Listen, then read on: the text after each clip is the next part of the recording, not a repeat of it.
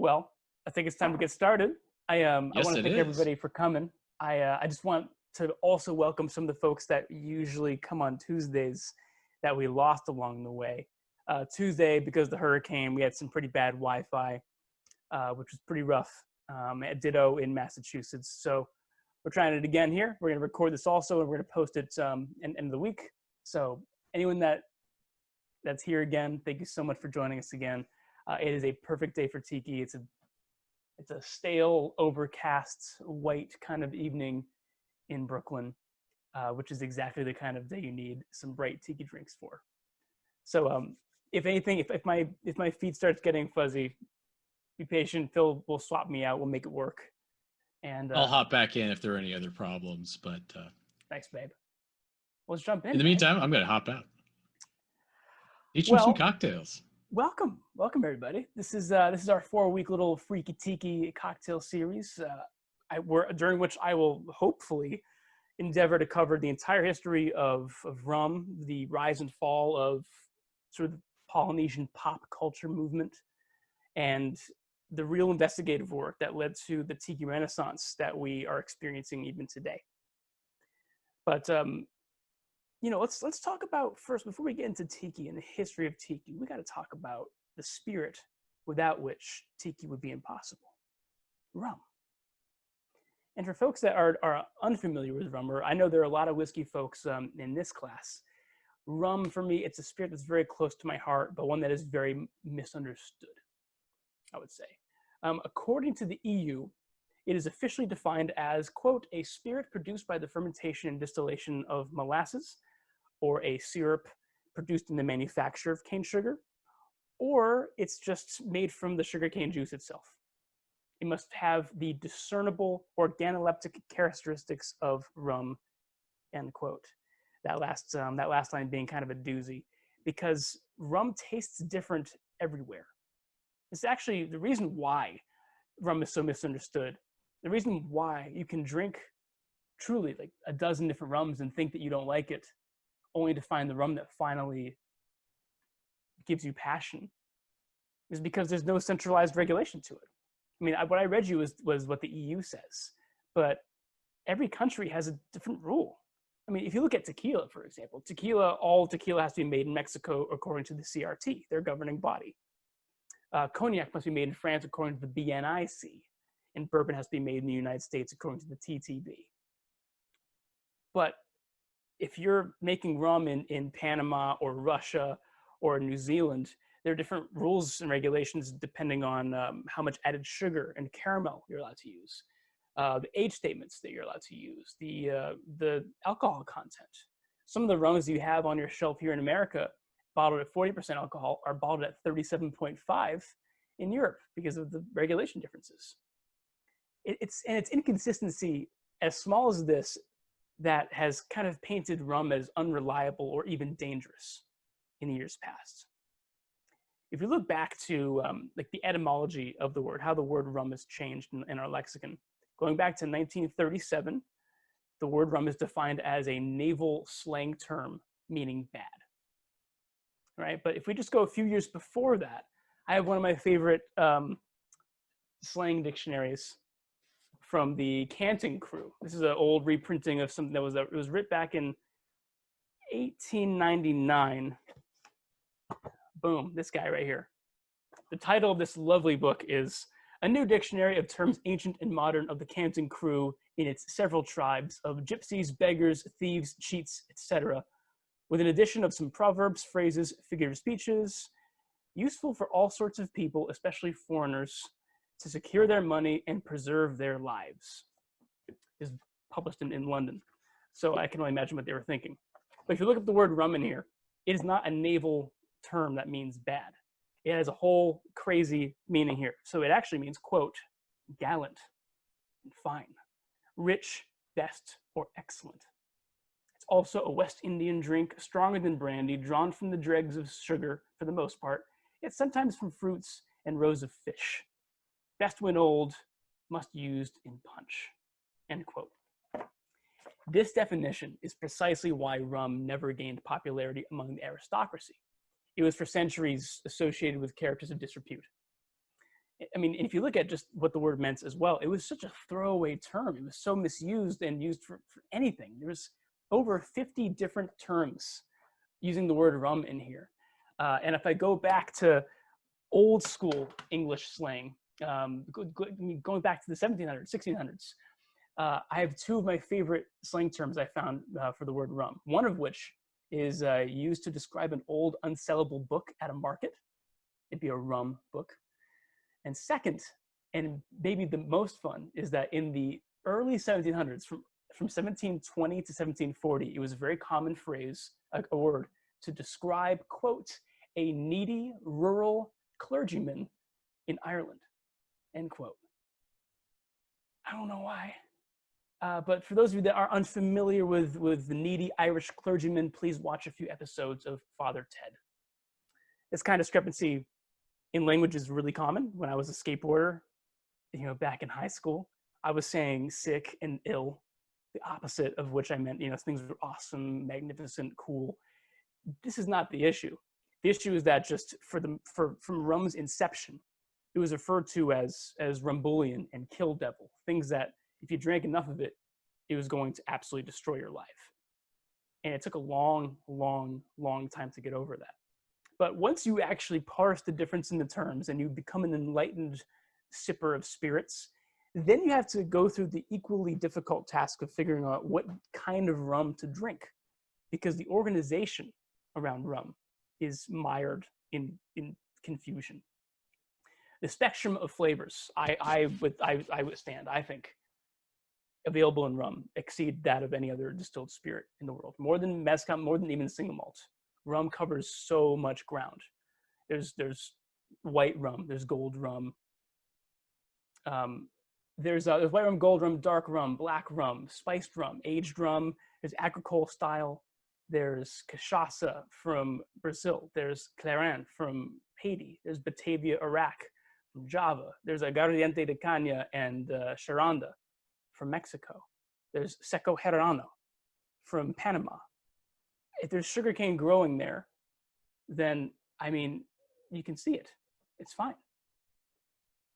So what do you do with this information? Again, at risk of oversimplifying, all these books I've read about rum, not to say this is all like what all there is to say about rum, they all have their own idea of how to discuss different types of rums. And the easiest option, in my opinion, is just defining rums by the dominant language in that country. You have Spanish style, you have English style, and you have French style. Of course, these labels mean not really, they're not referring to like native languages. This is really just a consequence of colonialism, which is an ugly side of rum that we're going to get into shortly. But let's discuss those three styles of rum. Right? We have Spanish rum, Spanish style rum, not just from Spain, but Spanish colonies. So we're talking about Dominican Republic, Puerto Rico, Cuba, right? These are all distilled in column stills. So they're going to be much more mild in flavor, much lighter bodied, and therefore are great with citrus. They make great refreshing drinks like mojitos and daiquiris. If you're making an English style rum, complete other end of the spectrum, because they're not using column stills, they're using pot stills made of copper. So you have these heavy fusel oils and really estery rums, full-bodied, funky rums. This is what you would find in Guyana, Trinidad, and of course Jamaica. The French style, last style here, is also referred to as rum agricole, and they are the most stringent in their rules and regulation that govern the rum making process. These would come from Martinique, Guadeloupe, Haiti, and these rums are distilled from fresh cane juice, just the actual fresh pressing from the canes, as opposed to their molasses-based cousins, where they cook down that sugar first and then ferment and distill from there. Complete different style. It's much more grassy. It's pungent. It's funky in a different way. It's not overripe fruit like you find in Jamaica. It's toasted hay. It's horsehair. It's barnyard. It's a really cool grassy style that I highly recommend trying if you have not before. Good brands for this would be like Rum JM, Rum Clement, good stuff. Remember that, unfortunately, none of these spirit traditions I mentioned, again, it's all about colonialism. This is not speaking to a real culture at the time when these first started happening. And we can't talk about these spirits traditions without full knowledge of the slavery that was occurring during the time. And I'm not suggesting that we can't enjoy rum guilt-free. That's not my point. I'm suggesting that without proper context, we can't enjoy any spirit.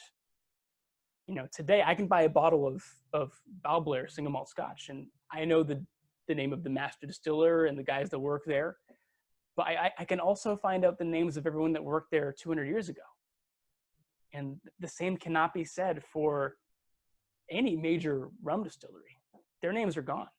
There's a particularly haunting Jewish phrase that I like a lot. That everyone dies twice. You die. The first time is when you leave the mortal world, and the second is when your name is last spoken. And in the words of, for all these slaves that were working in the cane fields, they died their second deaths just as gruesome as their first, and many, many years ago. They're lost to time. So remember, whenever you're drinking a rum, that sugarcane is not native to the Caribbean, and neither were those that were forced to harvest it.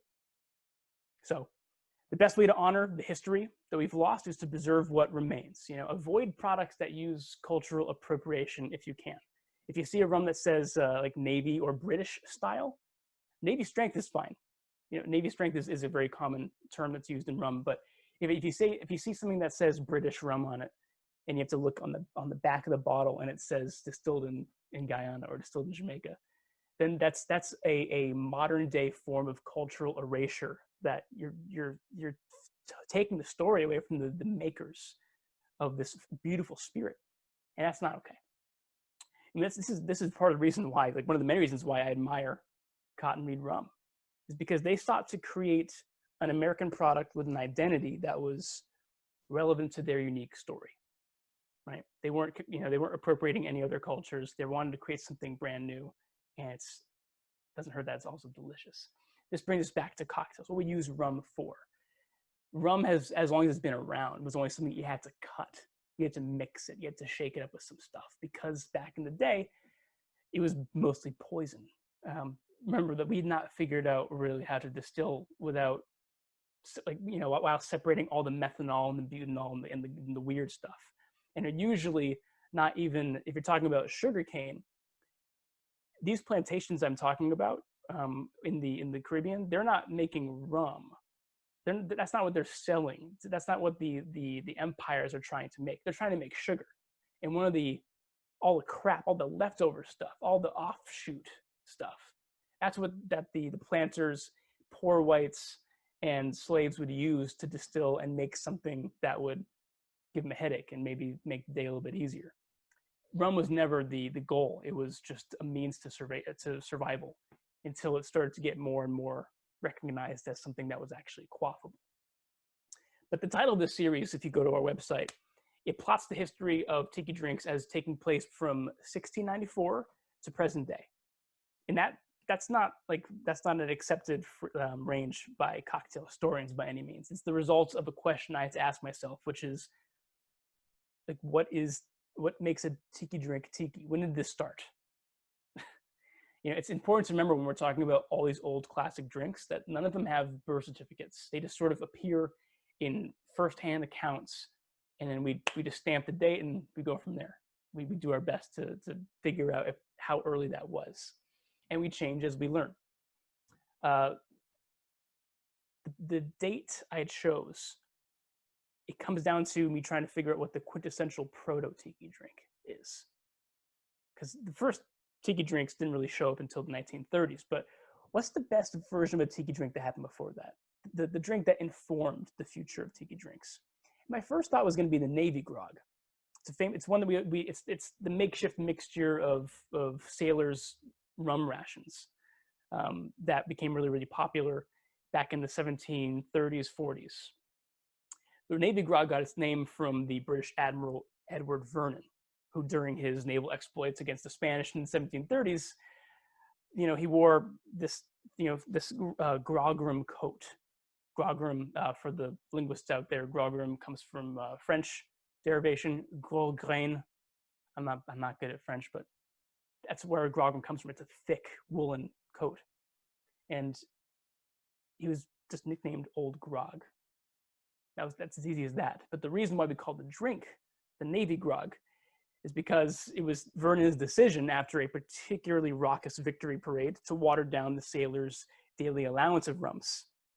And the resulting cocktail became derisively referred to as grog. So if you've ever felt groggy in the morning after a long night of drinking, you have the 1739 British victory at Portobello to thank for that. So despite having probably lime and sugar on board of these ships at the time when people were drinking Navy grogs, it was very rare that all those things would be mixed together. You would not be rationed sugar or lime. You could probably pay for it with your meager wages, but no one would ever spend the money that they made by making a little proto-daiquiri. It just wouldn't happen. So it falls short of being tiki in my mind. In my mind, tiki drinks should have some version of rum, sugar, citrus, spice. That's what it looks like to me. That's my tiki yardstick. And it's specifically what separates tiki drinks from tropical drinks. Although ironically, tiki is not the word that the founding fathers of tiki would have used. They would have used exotic or tropical, or in one case, rum rhapsodies. We'll get into that. We'll go into that in next week when we talk about that. When do we see the first rum punch? This first melange of spice, sweet, citrus, and rum.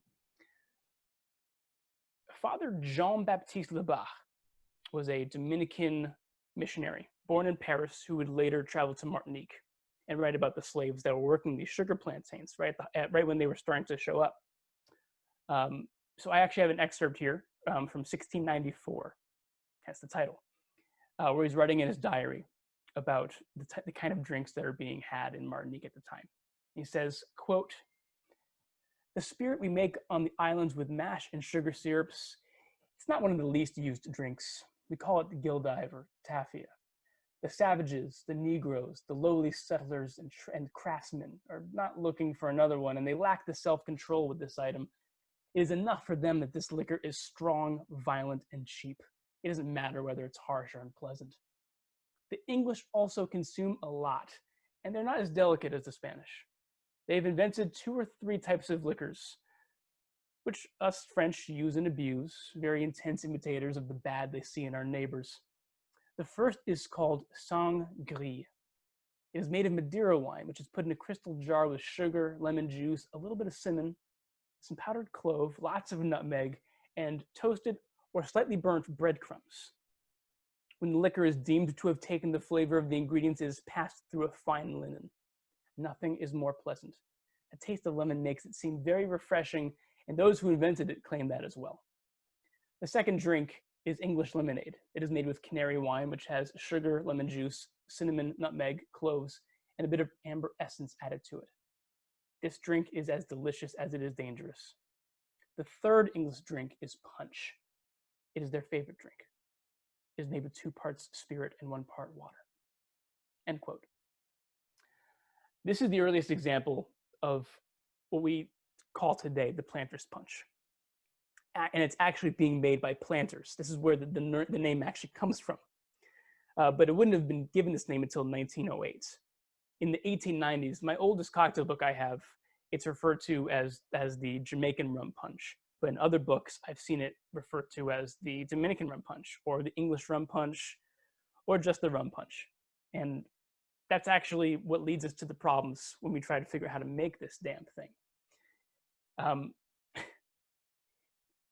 If you try and look up all the ingredients in a planter's punch, if you just Google planter's punch, I have found any of 20 different types of rum, not brands, types. I found grapefruit juice, orange juice, I found lemon juice, lime juice, pineapple juice, guava nectar, passion fruit. Grenadine is very common, orgeat sometimes, any of the spices that you can find in your cabinet. Yes, even that one. I've found egg white thrown in here occasionally. There's always lime juice. There's always some sort of bitter in there. Occasionally allspice, dram. It's an absolute horror show. But it's actually, it's indicative of the real lesson behind the planter's punch, which is it's the real recipe that it represents is the classic rhyming formula that was recited by the planters when they were making the drink. 1 of sour, 2 of sweet, 3 of strong, 4 of weak. And the weak in this case is what we're referring to was what they would have added water to water it down, but in this case we add ice today. Now that's more widely available. But this is the drink we'll be making today. And of all the cocktails I've ever made for this company and that we'll be making in the future, with a few exceptions, this is the first drink I can really talk about and say that I'm taking some creative license, because this is exactly the formula in terms of that balance we've mentioned.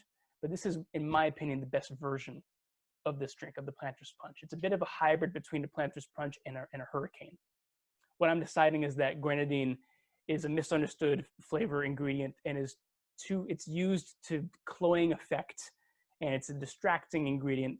I think we should use some passion fruit syrup. If you don't have any at home, or if you have passion fruit juice instead, just mix the nectar or juice with equal parts sugar or your simple syrup to balance it out. I'm using a pre-made passion fruit, and if you watched our video with Lonnie of the Boston Shaker, you'll know they sell a bunch of them, and it's just one of those few ingredients I always have pre-made. I like to buy it because I don't want to break down 25 passion fruits and do all the straining. It's a nightmare. Giffard passion fruit liqueur, that should be fine. Yes, you might need a little more sugar, so I would have some sugar syrup on the side just in case. But we're tweaking, guys. As long as you have 3/4 of an ounce of some sweet syrup to augment this tropical flavor that we're making, this melange, we're gonna be in great shape. Okay, so the ingredients again, it's a bunch of rum. We're gonna be using Allspice Dram, which is a really, really fun ingredient. I'm using the one that's from Cotton Reed here, Allspice Dram. It's imagine a bitter that you can drink. It's a super, super concentrated cordial or liqueur that has a ton of spices in it. It's also sometimes referred to as pimento dram, and it's a very, very common flavor to find in the Caribbean and certainly in Jamaica. You can't have a Jamaican dish food-wise without using allspice in there. So this is really great. We're going to be using a mix of rums. We have Cotton Reed. You can use the white rum from Cotton Reed or the Mellow rum. Both are great. It depends on what you're looking for. I'm looking for maybe a bit of a cleaner rum that doesn't add a ton more sweetness or that mellow flavor. I want bright flavors, so I'm gonna go with the white rum. And remember, I'm also mixing it with the Jamaican rum. I'm not using Jamaican rum for this entire build because you really shouldn't. Something that we'll find in the future of rum classes that we're gonna be going over is the idea of mixing rums, making rum blends.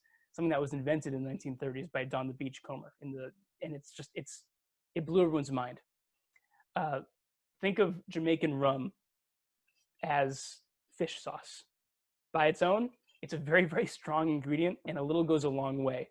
But without it, it's really something that will leave the drink missing something. So those are the ingredients we're using. I have some fresh squeezed lime juice here. I got some Angostura bitters. I'm gonna set up over here. I'm gonna turn us around for a second. Ooh. Oh baby, check us out. We are in cocktail mode in a moment here. All right, so let's clean up shop here. This drink, it's one that can easily be mixed up for a lot of reasons. You can mix up you can use the wrong rums, you can use the wrong syrups, you can use the wrong ratios, but the ice is something that I really want to focus on. Before I get in there, Phil's asking if we have a guest. We do not have a guest for this week because there's so much information to go through in the first week. We will be having those in the following weeks, and we are looking for volunteers if anyone's interested. One last question I see is from Andrew. Is Goya passion fruit cocktail okay? Yeah, it should be. Yeah, try again. The issue with any of these, if you're not using a syrup for this cocktail, you might just find that it needs more sugar because there is an ounce of lime juice in here. So you're going to need to balance that out. So again, remember, if you have a simple syrup, a rich simple, or even just some raw sugar, anything that you can get in there to balance it out, just have it on hand so you can fix it to taste.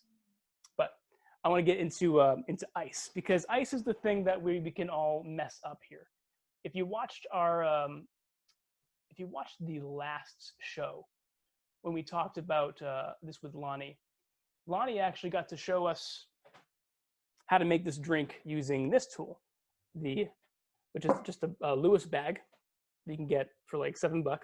It's an empty bag made of canvas and a mallet that you can use to, get through all your anger issues. There's no doubt in my mind that you guys know how to use that from watching the video. It's a super easy thing to make, but I'm going to show you how to make a tiki drink just using a spoon.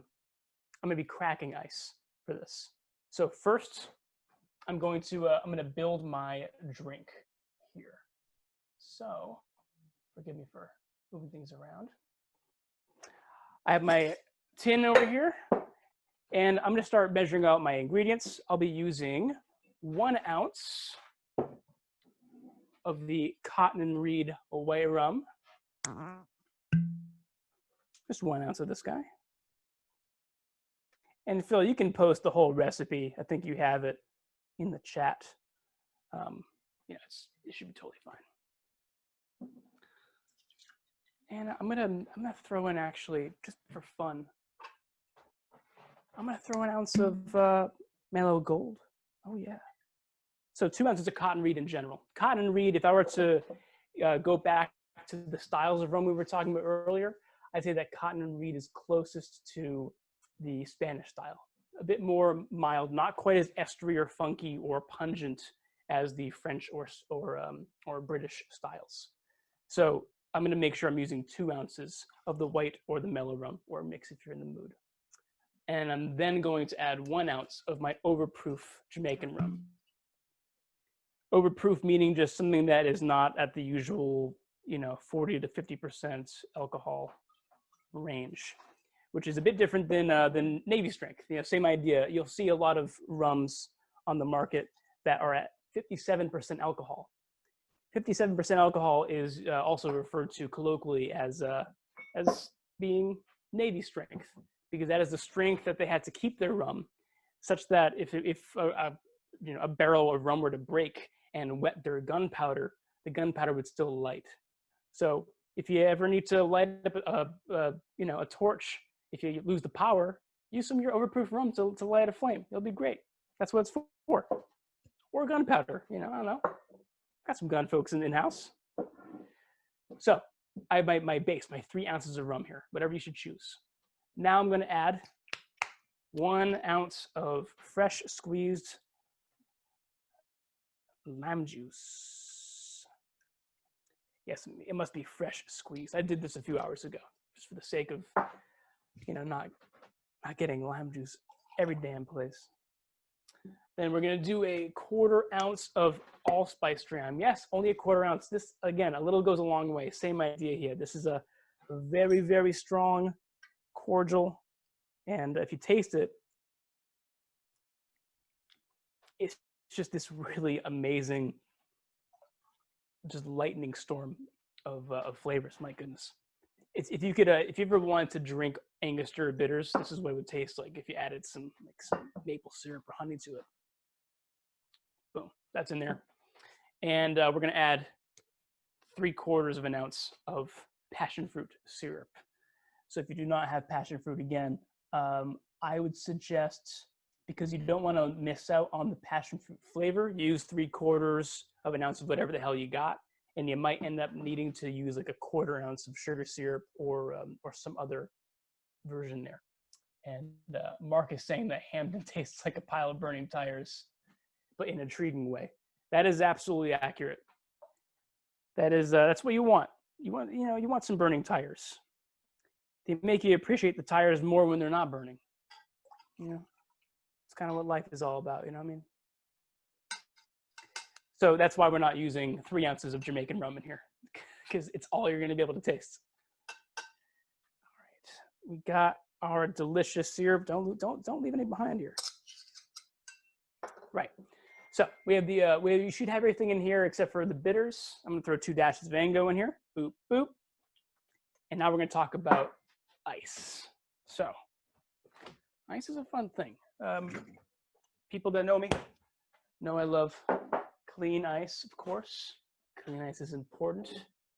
And I think the most important thing when talking about ice in tiki drinks is that you often see a lot of pebble ice or crushed ice. That's what we have the lovely bag here. But if you do not want to use the bag or you don't have the bag, also please don't just think that you can use whatever bag you have laying around. It's made of canvas such that it will actually keep the crushed ice inside dry, because it wicks away the water. So you're left with dry, cracked ice. That's what it's perfect for.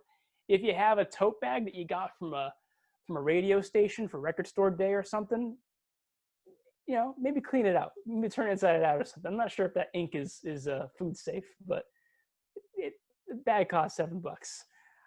I'm going to be not just adding whole cubes of ice in here.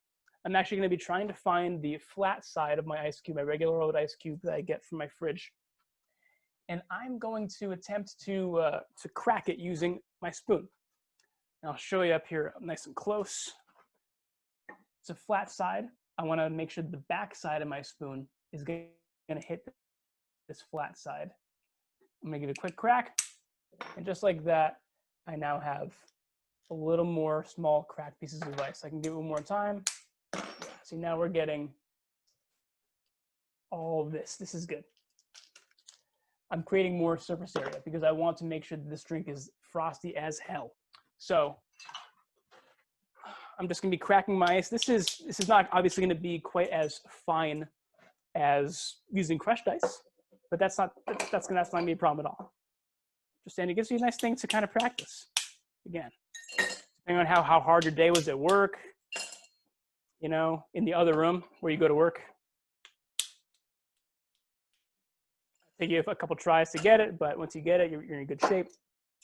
And I usually like to throw two regular sized cubes in there so that I can agitate. Those are usually called agitator cubes. And for folks that have just bought their first ever shaker, remember, make sure it's flush on one side and give it a nice tap so that you have a perfect seal. And we're not going to shake this for very long. So make sure that you have your chilled tall glass or a tiki mug on standby, ready to go. Make sure you have a metal straw to drink it out of, or whatever straw you might have. And if you have any garnish, this is a good time to get it in you know, within arm's length, because we're only gonna do about 10 seconds here.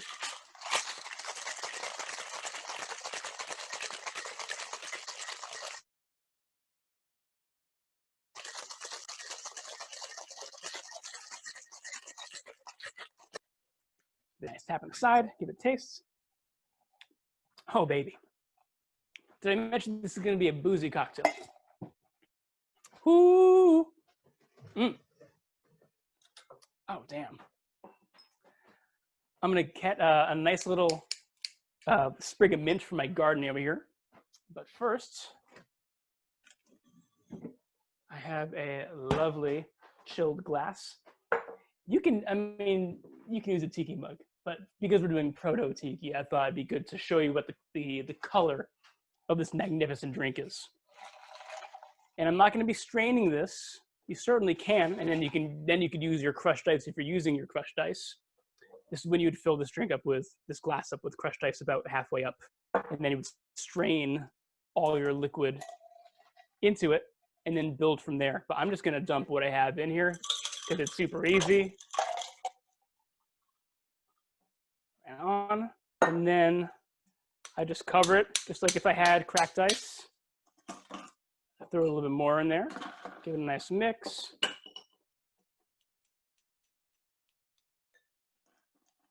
Excellent. And one more cube, I'll do it.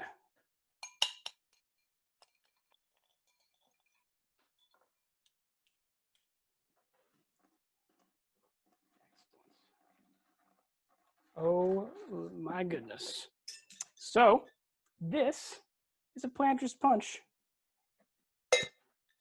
And it is absolutely stunning color. If you're using a really good passion fruit syrup, it's gonna blow you away with the color. I'm gonna get some fresh mints from the garden now.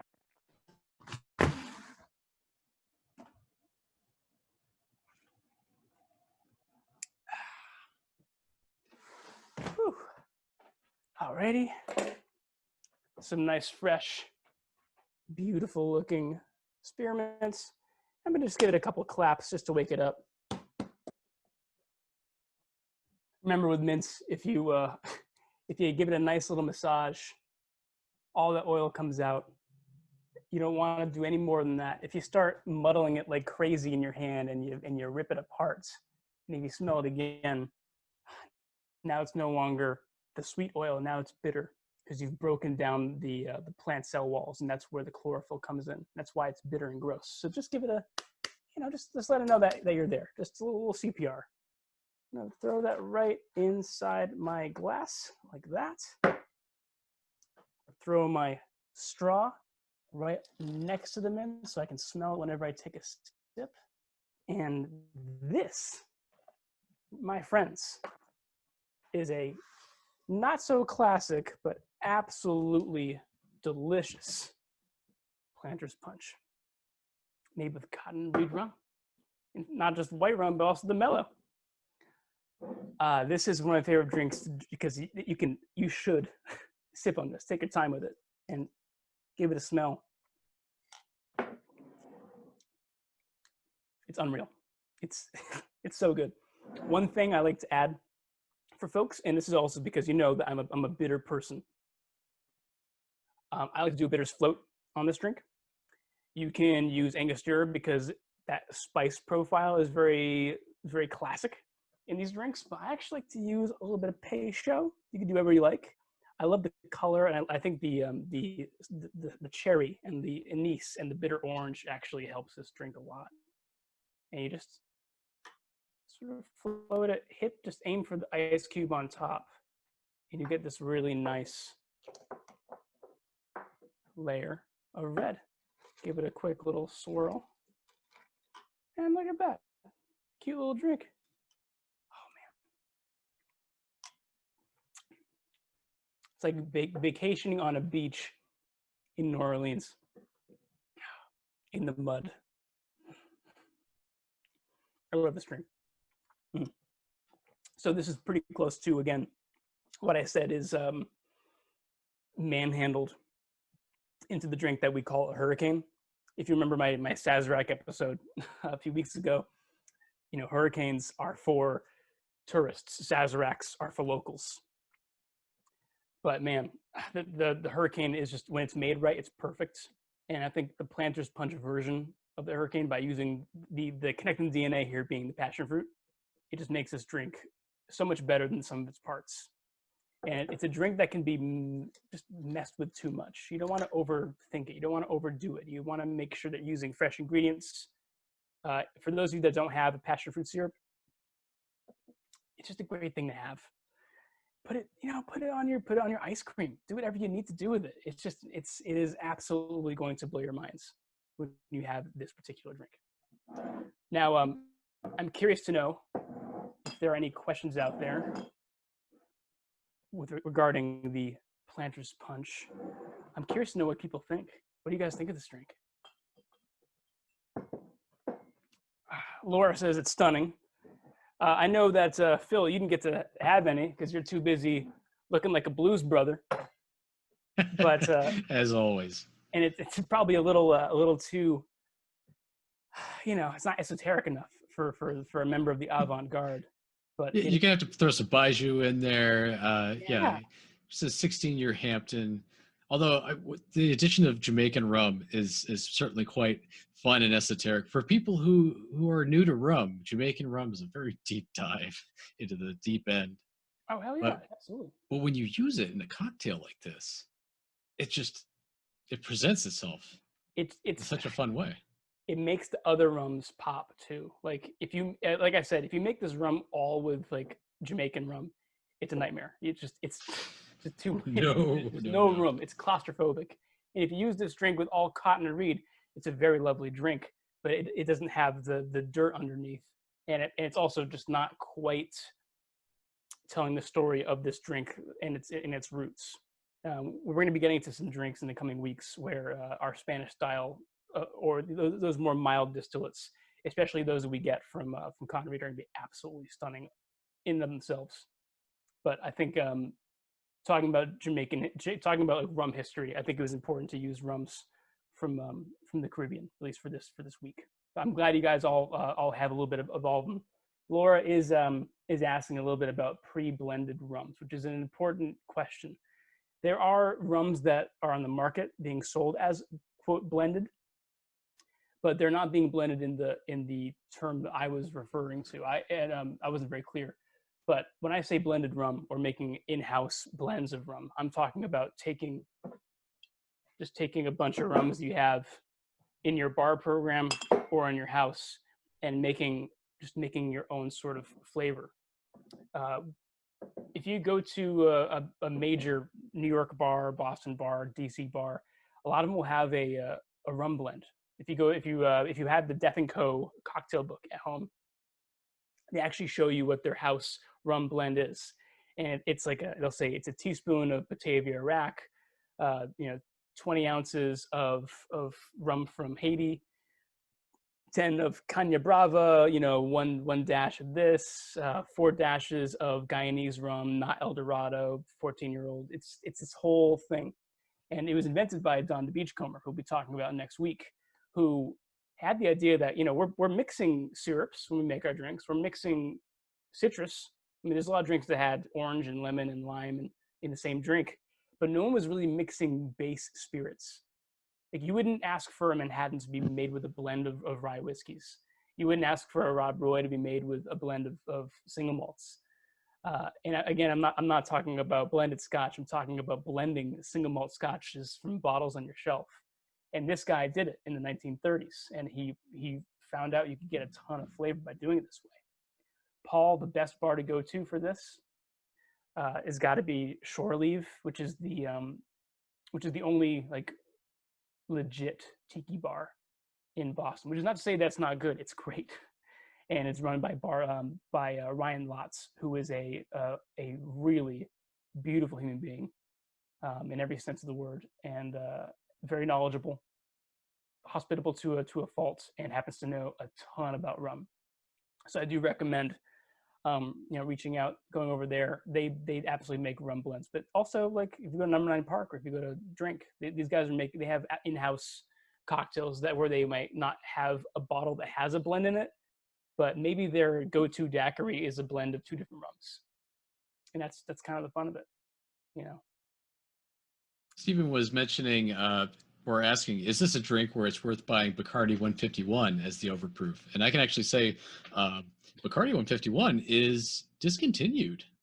They stopped making it. And so you might still find bottles around here and there because it was not a very hot seller.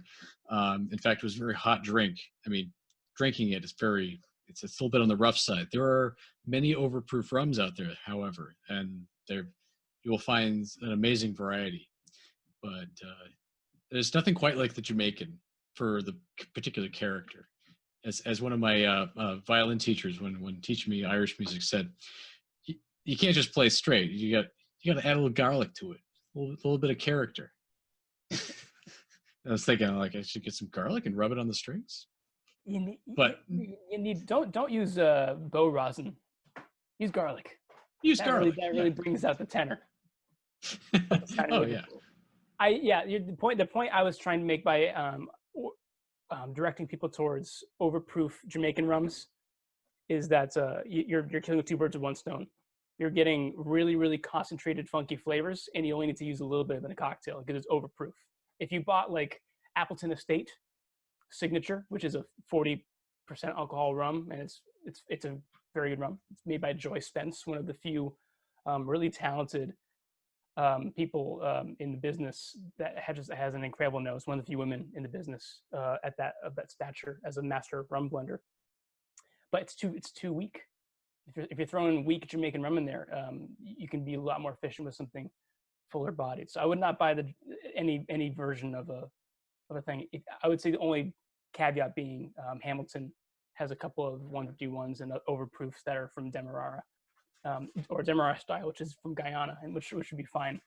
And those are widely available. You can find. I know you can find a bunch of them at Marty's. You can find a bunch of them at. It's a bit more of a brown sugar kind of character than the Jamaican style. Yeah. But by the way, Hamilton also has a pimento dram, which you may find in Pennsylvania, which Jim G was looking for. if cotton reed is not out there, which by the way, I would absolutely recommend the Allspice Dram if you can find cotton reed in your area, because it's just, there's more than just allspice in it. But some of the other ones out there, the pimento dram from Hamilton, which is a little bit more of a mellow style, which honestly is interesting for mixing. It's just because it's so mellow, it doesn't really jump out as hard as high, but it's more for if you're using a larger quantity. Right, And then right. there's St. Elizabeth's, which is more ubiquitous, but St. Elizabeth's is very heavy on the allspice and really nothing else, and it's kind of it can be a little bit more overpowering.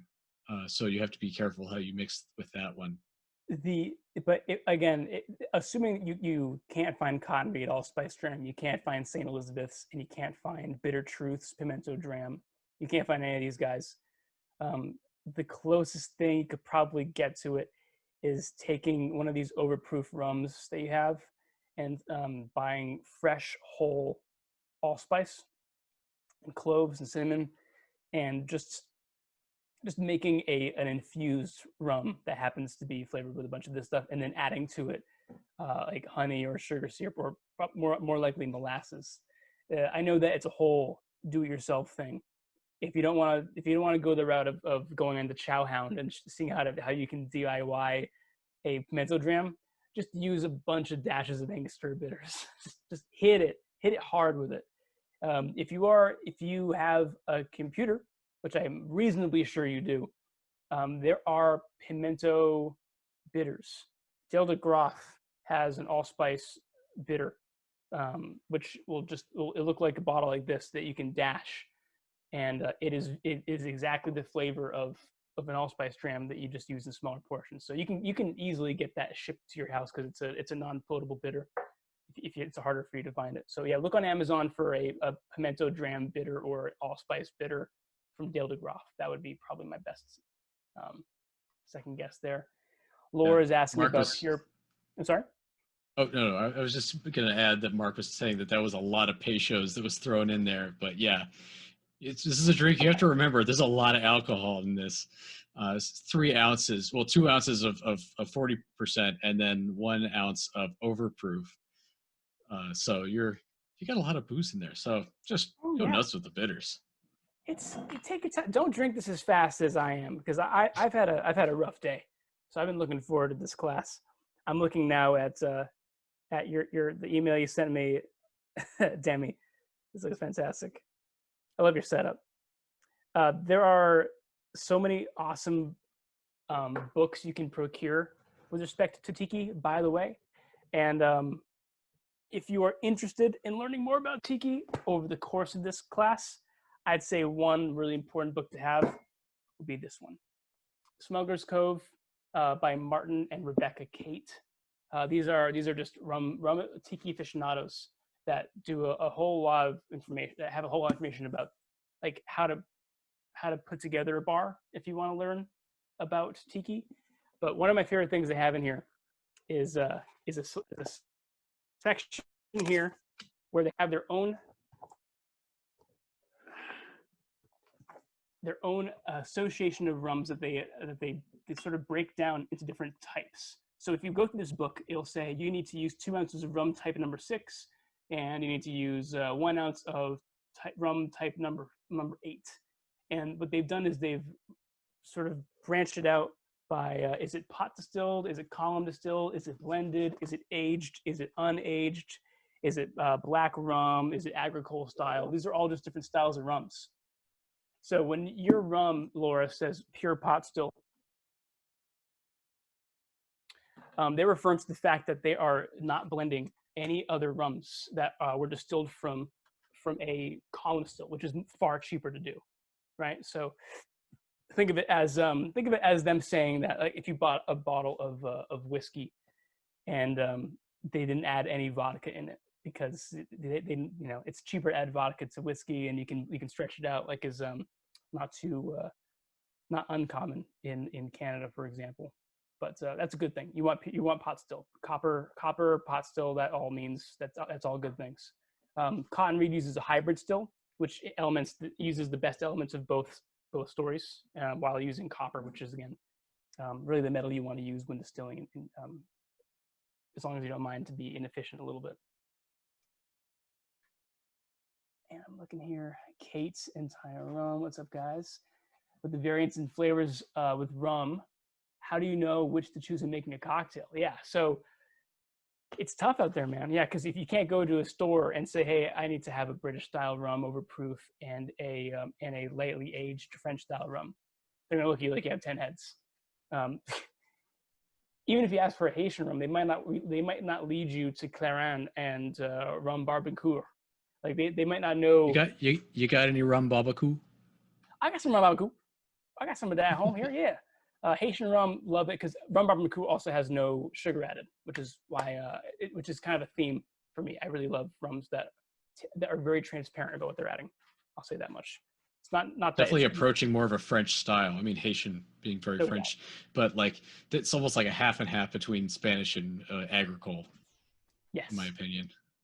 No doubt. So I guess the not to go back into our earlier discussion about the effects of colonialism, but when you ask for a single malt Scotch, everyone knows where it's from. But when you ask for a rum, we don't associate the importance of the country with the distillate. When we talk about rum, we talk about I want a spiced rum, or I want a dark rum. I don't know why I need it, but I need it. I have a recipe that says I need it. So it's something that you learn more over time. But in the short term, if you have a question about a classic rum cocktail, email me, reach out to us. That's what we do. We can certainly help you, drive you in the right direction. He knows the stuff. Send me the questions. But what I would say is a huge corollary is that a lot of these drinks you can kind of make however the hell you feel like it. Like a daiquiri, I made a daiquiri during our cocktail challenge series. I used a white rum. I used this because I like a clean, bright, like effervescent rum. I want to showcase the lime and the sugar. I don't want an aged or a dark rum because I find those to be heavy and it's like a lot of bass notes. You know, do you ever go into a car and it's just all ass? There's no treble. Like you can't even hear the song. You can feel the song inside of your body, but you can't hear any of it. That's what a dark rum daiquiri is to me. But I know some folks that love having Old Monk rum daiquiris, or with Myers rum daiquiris, and that's totally fine.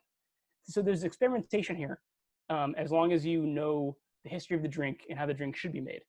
So the sad truth to answer to your question, very few recipes you read that feature rum are going to be as explicit as necessary with respect to which rum you should be buying. It's kind of the way it is. If you buy a good cocktail book like Death & Co. Death & Co. lists the brand names of every drink in there, which is not a thing that they do because they're in the pocket of these businesses. They do it because they know how much variation there is from brand to brand. They made a riff on a Rob Roy, and they actually listed Springbank 10-year-old Scotch in there. A Rob Roy, a drink that everyone knows how to make. But you want to know how they make it at Death & Co., they'll tell you. They use a single malt Scotch for that. And not just any single malt Scotch, they use the Springbank 10-year-old. And I know that now because I have the book. And if I have any other rum drinks, I know what rums they're using. And I know why they're using them. There's a reason for all of it. So as we go through the next few weeks, I hope that you'll get a better understanding of why we choose the rums we do, the importance of them, and why we're so discerning. Not just we, the collective, but also we as Taylor and Taylor, why we are so careful about the rums that we represent and what we sell and what we use, because it matters at the end of the day. And I can tell you, I can taste just how much it matters right now. Oh yeah. I mean, the differences between rums can be so different. I mean, to say, oh, this recipe calls for 2 ounces of rum, that says nothing. It's like seeing a recipe that says 2 ounces of whiskey. Like you could put Ardbeg in there, you could put Lagavulin, you could put Jameson in there, you could put bourbon in there. Every one of those will change the flavor so much. Octomore, yes. That's always the answer with you guys. Yeah. Oh my God. I can only imagine if you guys opening up a restaurant. The amuse-bouche would just be a shot of Octomore. Just to get your palates ready. It's just a shot of soot. in your brainstem.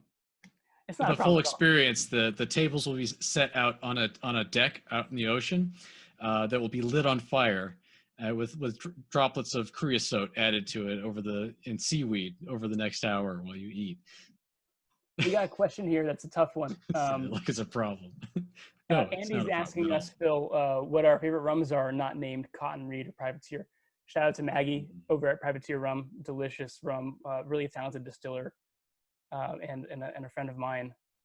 But when you ask about what rums I like, I'm actually, of the things that are not here, I have been drinking the Cotton Reed Navy Strength quite a bit. I like Navy Strength rums. I like to drink them on the rocks or with a drop of water. Uh, the ones I find myself really leaning towards outside of Cotton and Reed, you might have seen the Jamaican rum I used was the Hampden from Velier, the Habitation series, where they actually show you exactly how many esters are used here. And just for folks, so I'm gonna type this in here. Shore Leave is the name of the tiki bar you should go to if you're in Boston. But yeah, I love these guys. They're great. I'm a huge collector of Demerara rums, pre Eldorado. I don't mean any disrespect to Eldorado. I think they make a good product, and they're a brand that's done a lot of good for bartenders and folks. But I think they add a ton of sugar to their rums. I don't think I know they do, and I think it detracts from such an important style of rum. Yeah, no doubt. The wooden still is dope, which they bought from the old distilleries that used to use them. You can't actually call anything Demerara rum unless you're Eldorado, but that's because they bought all the rights from the old Diamond Distillery, from Eitflout, from Port Moran, Onmore. These are all like the old school deep dive Demerara rums. Those are what I collect mostly because I'm a total nerd. And outside of that, my day to day, outside of Jamaican rum, outside of that, I would say probably Coroni. If you haven't had Coroni rum, yeah, Coroni is like the Ardbeg of rum. Coroni. Well, I mean, Ardbeg is still in production, so I think it'd probably be more like the what's that the one next to Port Lagavulin Ellen. that's out of Port Ellen. Yeah, it's a Port Ellen of rums, but it's funky and weird, and there's nothing else like it. But it's definitely not mixable. It It tastes tastes like more like a diesel single fuel. malt. It's like Yes. it's diesel fuel and black olives and like tobacco spit. It's just a Mm. nightmare. I love it. I get a Uh, little bit of menthol from the wood too, but they're so prickly. One of the things I'll have to mention is that independent bottlings of older rums, very fantastic. Especially if you trust your independent bottler to give you a good single malt, check out the rums they make. Blackadders, they do their raw casks, not only of Scotch but of rums. The Hampton Estates one, they had a 16-year that was phenomenal, and of course raw cask has got the chunks in there, but they do not adulterate it at all, and it's full proof. And 80 Rat Ray does a good Coroni, if you could find that one out there. there's a couple of good questions we got here. First being, Andy's asking what are the 3 to 5 most important styles to have in your home bar, and he lists a few options. So I would say you need to have a white rum that's like low proof, no sugar added, but has texture that can stand up to being shaken. So I would use this in a mojito. I would use this in obviously in a daiquiri. I actually really like this in a rum and tonic. If you like gin and tonics and you never had a white rum and tonic with a dash of bitters and a segment of lime, rum and tonics have been just as popular an option in the Karachi household as Scotch highballs. But that's an important one. I do think you need to have an overproof, like just a big go fuck yourself Jamaican rum. Just a Jamaican rum that will hurt your feelings. I think it's really important to have that. I think you should have a Demerara rum of some kind if you can find one. Hamilton makes a good few options for you. And after what I said about El Dorado, I still think that's a good product. Um, as long as you just have to keep in mind that you can't use a lot of sweet things in there because it's already sweet. It's already quite sweet. Yeah, And cut then, back on the simple syrup a bit. yeah, exactly.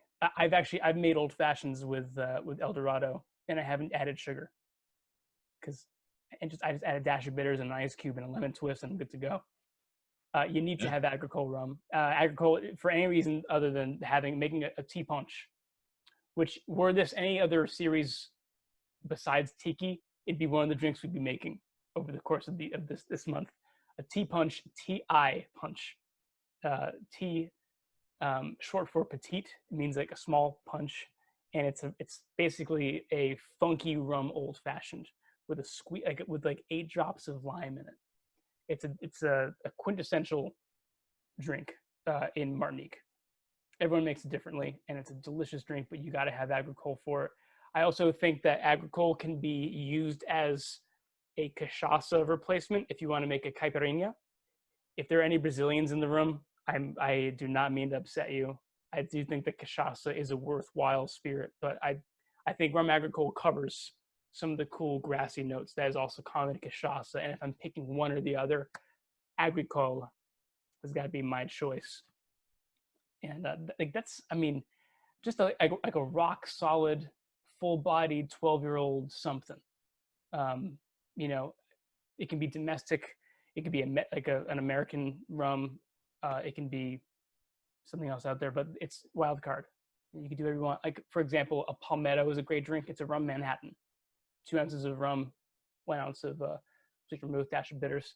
Use like a 20-year-old, like a cool, use it like a cool rum.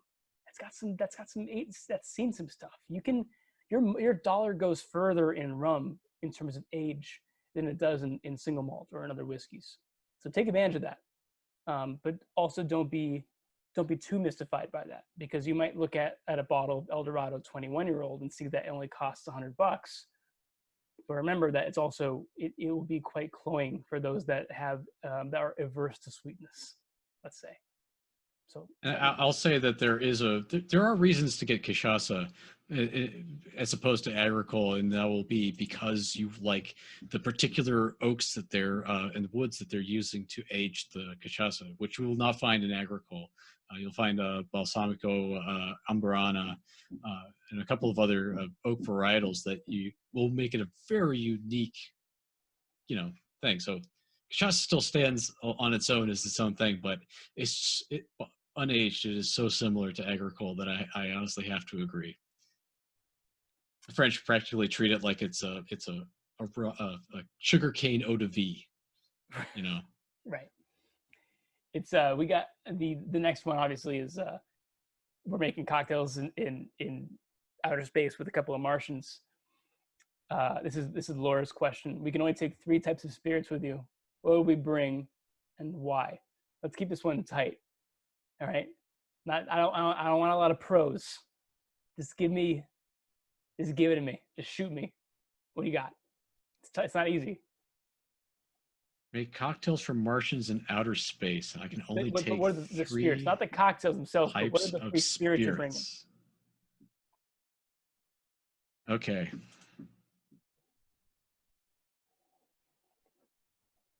I assume we can bring, like, this is not including cordials, liqueurs, and all the bitters and things, and the accoutrement. This is just, we're talking about Just 3 types of just spirits. base spirits.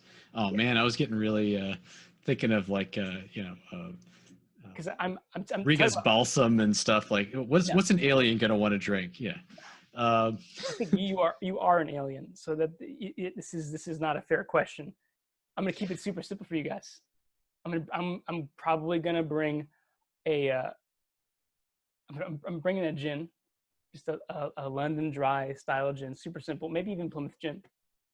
I'm definitely bringing an aged rum that has high proof on it, not necessarily Jamaican because it can be a little much. Maybe I'm bringing the Navy Strength from Cotton Reed. I can sip on this all day, and it makes an incredible old fashioned and an incredible palmetto, and I can do a lot of tiki things with it. And then the last thing I'm gonna bring is probably gonna be Armagnac. so I can have a goddamn Sazerac, which I know is gonna be surprising to people. I'm not bringing a whiskey, but Armagnac is close enough for me. I can get it done. For people who are into whiskey, Armagnac, you guys, it's where it's at right now in terms of value and just good character. But I was gonna say if you didn't add a brandy in there, I was gonna be disappointed because it's like one of the best ways to express liquor. If you had to really approach someone who's never had it before from another planet, you got to have something that's like basically a clear spirit. You got to have something that's made with like non-grain, and then you have to have something made with fruit because that really does cover the widest variety there. We have Jim ended up using falernum, probably a little too sweet. Yeah, I would say probably too sweet for this cocktail. But yeah, I mean, you learned something today. I hope you could balance it. That's why, remember, after I was done shaking my drink, I sipped it. I tasted it because I'm always open to the fact that I might have measured something wrong, or not shaken it hard enough, or I was, a little bit confused. You have to know, and what you will learn the more you make drinks is when you taste, when you get that first taste when it's in the tin. Remember that the timer is set. The longer you shake it, the longer it sits, the more it dilutes, and the further away it is from becoming a well-balanced cocktail. So you have to decide: does this need acid? Does it need sugar? Does it need strength? You got to start throwing stuff in there right away to correct that. So as long as you recognize it, that's not a problem. I'm always excited about people experimenting. Peter asks, what other rums do not add sugar? The list is not as long as I would hope. Again, which is not to say that I don't drink rums without sugar. I am distrustful of those who do not disclose the added sugar. One brand, because I don't like talking shit about brands unless they're absolutely being really flippant with their sugar additives. I gotta say, Zacapa 23 is the quintessential rum that just is not, they're just not transparent at all. They're adding 26 grams of sugar per liter to their rum. A lot of caramel coloring as well, and the 23 in the bottle has nothing to do with the age inside. So that's a rum that is against everything I'm for in a lot of ways. It's a huge issue. Yeah, Mark, you're right. Someone had to say it. Mark said someone had to say it. It's a rum that in my opinion, I'm never going to tell someone what they should or should not drink. But I think that they are making it harder for rum to gain legitimacy among sippers, tasters, things like that. Oh, Phil, I knew you were going to post this, the hydrometer tests. This is actually a way that you can find the discrepancy in the alcohol content that's listed in the bottle, which tells you the density that you can expect. And then if whatever it reads differently in terms of density is the added sugar that's not told about on the label. So a lot of folks have been noticing rums that are adding sugar and not telling anybody about it, and some of the rums are absolutely insane.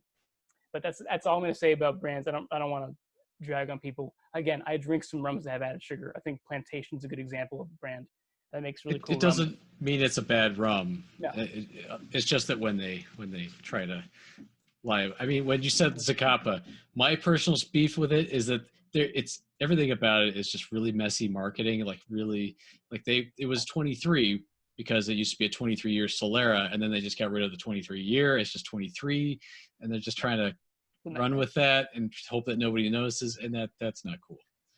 Adding a whole bunch of sugar is just a kind of insult to injury on that one. It's not cool. I mean, El Dorado has a lot of sugar in their rum, but at the same time, it's not a bad rum. I think some of my favorites are just super, super sweet anyway, but you just have to know what you're getting into when you buy it. And you have to know what you are looking for when you want to use it. Well said. Mark Reed sent us a question that he couldn't get Hampden Overproof, so we got Smith and Cross.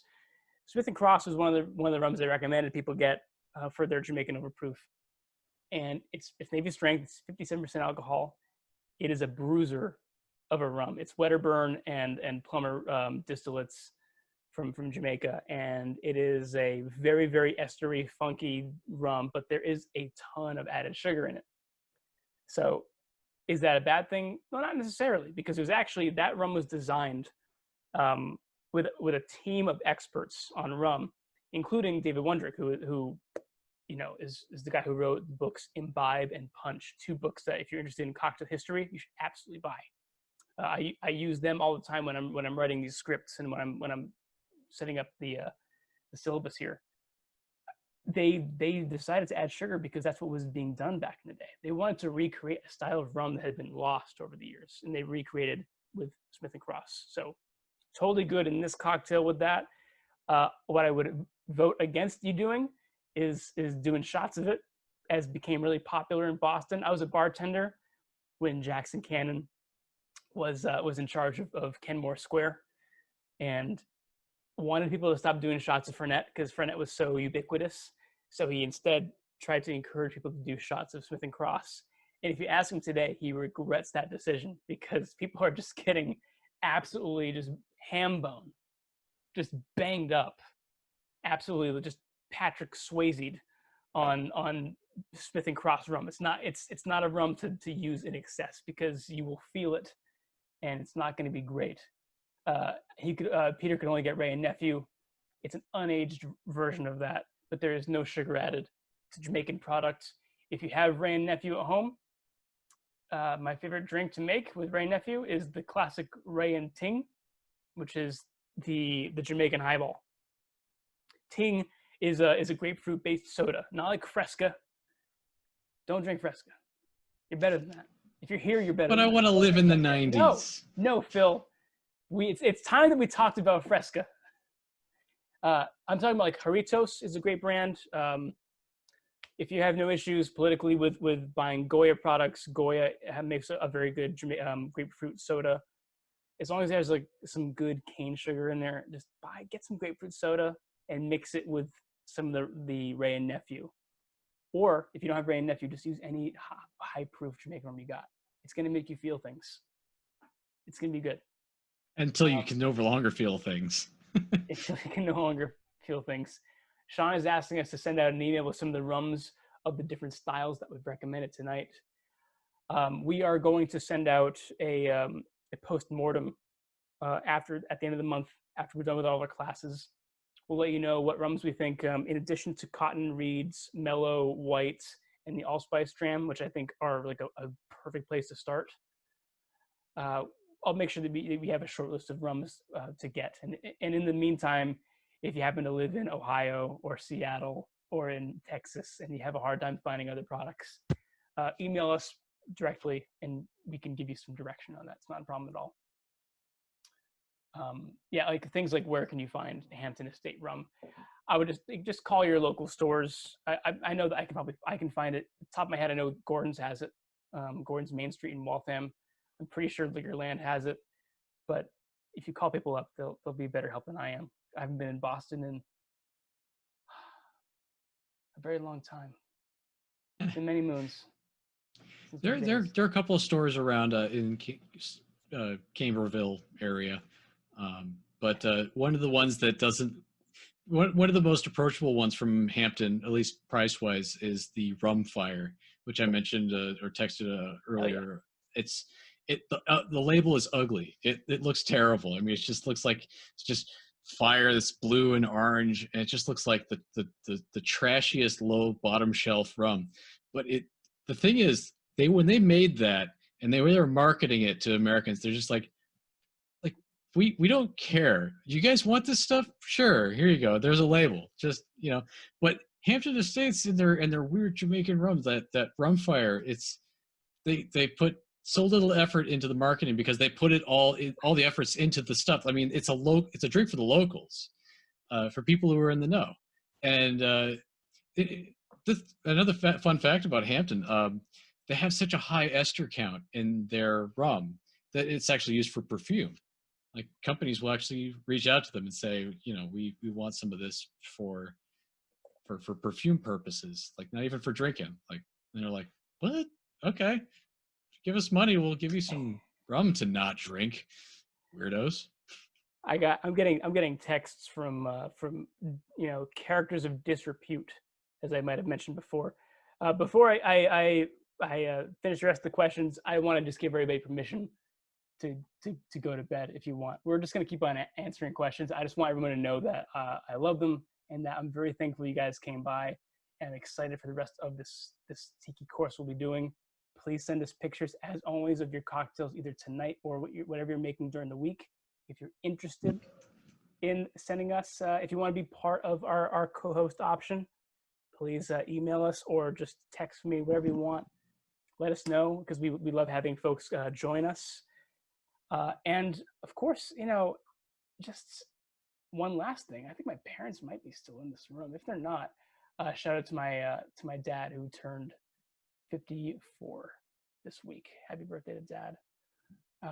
Congratulations. Who did not like rum until I gave him a drop of some Demerara that I poured him. We have a few more questions here, which and I think we can agree, Phil, that a lot of these questions are based on just like the nightmare of untangling rum styles and how hard it is to find these different rums. We will be as helpful as we can. We will when we I think you guys have if you go to our website to the Tiki page where it lists all the ingredients of the future cocktails, it will list for you all the substitutes that we recommend. But if those are exhausted, then please again reach out to us and we'll help you on a case-by-case basis. Happy to help. Please send this out to folks, by the way. It helps us grow. Show it to a friend. Send it to a whiskey snob who thinks, Pshaw, I don't drink rum. Rum is stupid. It's dumb. I hate it. I don't get it.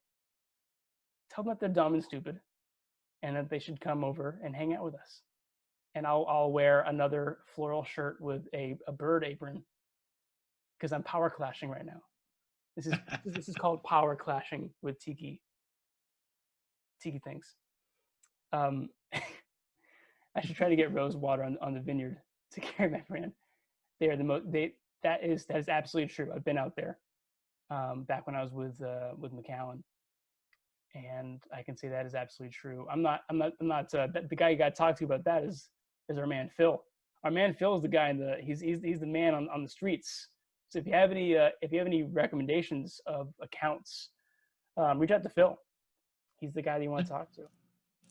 I'll try to get it back into your local store, and we'll make sure that it's available, so you don't have to drive all the way downtown to get it. Nobody got time for that. I got time for that. Ain't nobody got time for that. Shoot. And yeah, Tom and Regan, we got to hang out soon, man. I miss you guys. I miss so many of you folks. It's so much better when we're in a room and just I can hear all of you laughing at me in person instead of just silently.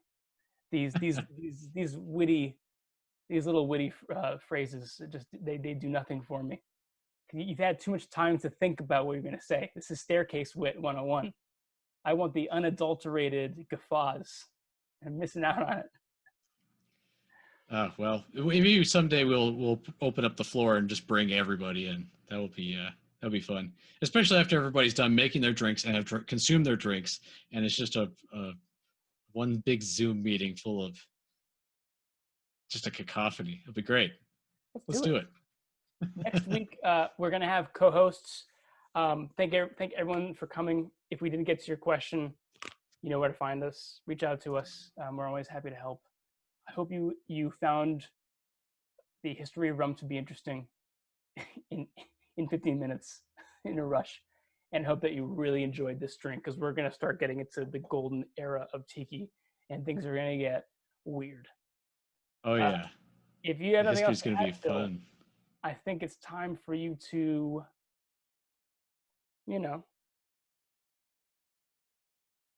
Okay.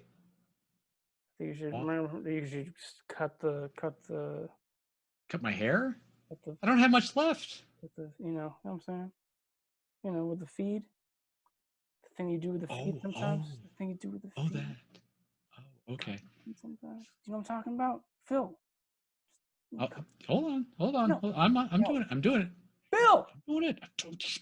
cut the feed, man. Just give me a second. You're embarrassing me out here, man. Cut the feed.